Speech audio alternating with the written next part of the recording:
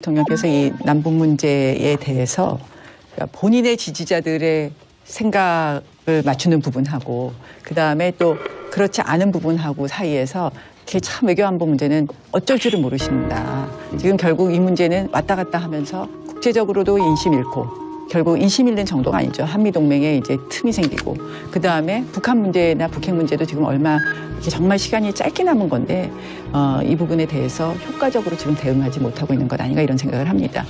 평화, 대화, 뭐 말로 들으면 아름답죠. 그런데 사실 대화를 구걸한다고 해서 대화가 되는 게 아니거든요. 그리고 이 시점에 있어서 지금 이렇게 긴장을 고조하고 북한이 ICBM을 발사하고 나서 문재인 대통령께서 잘 보세요. 처음에 전화를 트럼프 대통령과 아베 총리는 50분간 통화했어요. 근데 문재인 대통령은 휴가 이야기하면서 8일 정도 지나서 8월 7일인가요? 그날 처음 전화하셨어요. 그 다음에 최근에 이제 괌 이야기 나고 나서 아베 총리와 트럼프 대통령은 또 전화했어요. 문재인 대통령과 트럼프 대통령은 또 전화 안 하고 있어요. 독일이 통일을 할 때도요. 독일 혼자 한 게 아니에요. 결국은 주변 4국의 컨센서스를 얻어서 했거든요. 미국의 컨센서스를 먼저 얻었고 그다음에 러시아 그리고 프랑스, 영국이 다 동의해서 통일이 이루어진 겁니다. 결국 우리가 이 남북 문제를 풀어가는 데 있어서 우리 혼자는 절대로 우리 마음대로는 절대로 해결되지 않거든요. 그러면 그럴수록 우리만 소외될 것이다 라는 말씀을 드리고 싶습니다. 일단은 전화를 몇 번 했느냐 이런 거 가지고 시비 거는 건지 그만했으면 좋겠어요. 뭐 그러면 아베 전화할 때마다 우리 또 따라 전화해야 됩니까? 그건 좀 아닌 것 같고요. 어떤 거냐면 이런 겁니다. 지금 미국의 입장이 없어요. 옛날에 오바마 때는 전략적 인내였는데 지금 전략적 혼선입니다. 대통령이 있고 물론 국방부 장관은 이해해요. 걔네들은 블러핑을 할 수밖에 없는 입장이죠.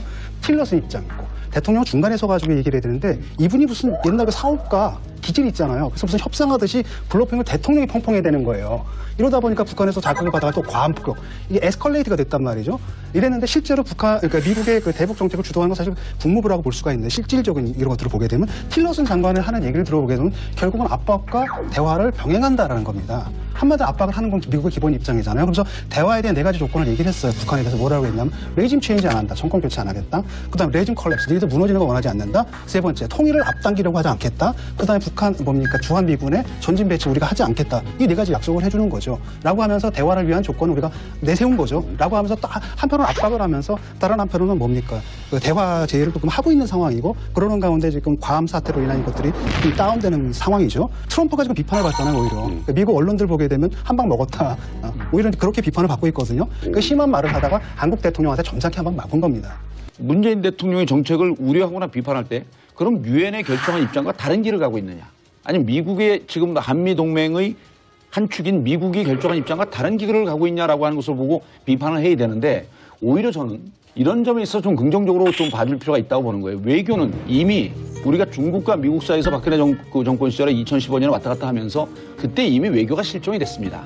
그리고 코리아 패싱이라고 하는데 자 코리아 패싱은 어찌 보면 전 정권에서 남긴 유산입니다.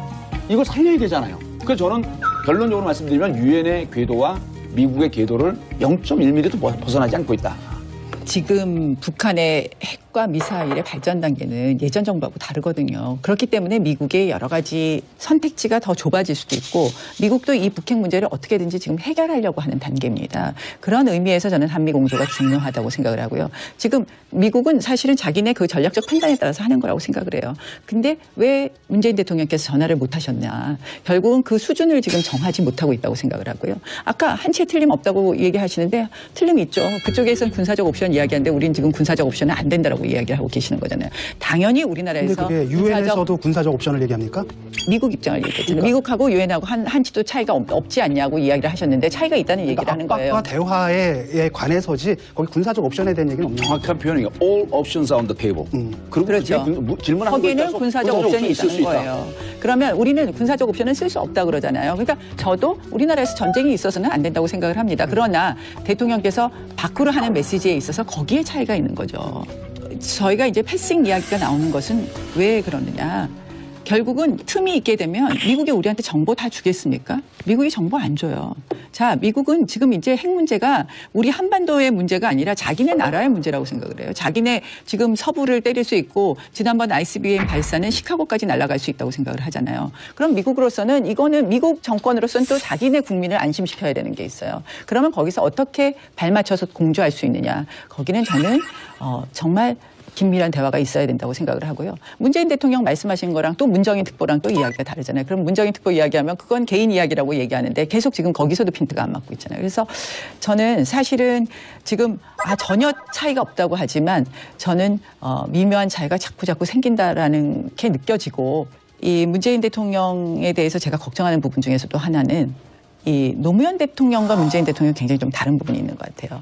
노무현 대통령께서는 대통령이 되고 나니까 정말 한미 관계가 중요한 것 같다라고 얘기를 하셨대요. 그래서 저는 그러한 생각을 하고 계셨기 때문에 한미 FTA도 하고 하셨다고 생각을 하거든요. 근데 문재인 대통령이 자꾸 왔다 갔다 하시는 게 문재인 대통령 참 사람이 좋으신데 이 문재인 대통령의 지지자의 반대를 넘어갈 만큼 강단은 없으신 것 아닌가. 그러한 부분이 사실은 제가 질문이 하나 있습니다. 자유한국당 같은 경우에 예를 들어가지고 한반도에서 군사적 행동이다라는 것은 미국한테는 옵션일지 모르지만 우리한테는 옵션일 수 없는 거거든요.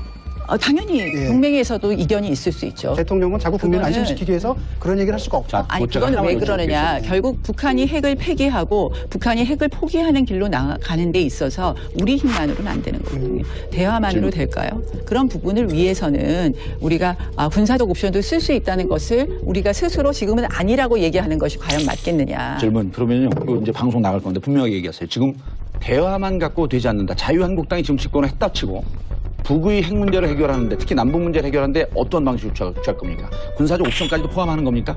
모든 옵션은 언더 테이블이라고 이야기해야 되겠죠. 그럼 한반도에서 전쟁도 가능하다. 아니 우리의 동의 없이 안 된다고 하셨다며요. 문재인 그렇죠. 대통령께서. 그러니까 자유한국당이 지금 집권했다라고 한다면 어떠한 방식으로 북의 핵 문제를 해결할 거고 북의 문제를 어떻게 해결할 것이냐. 그 방안을 얘기해 주세요. 저는 그래야지 야당이죠. 국제 공조라고 생각을 합니다. 국제적인 공조가 가장 중요하다. 비싼 거 말고 아니 제가 아까 구체적으로. 얘기했잖아요. 독일 통일도 국제적 공조 속에서 문재인 하는 대통령이 거예요. 지금 자, 국제 공조 북한- 안 합니까?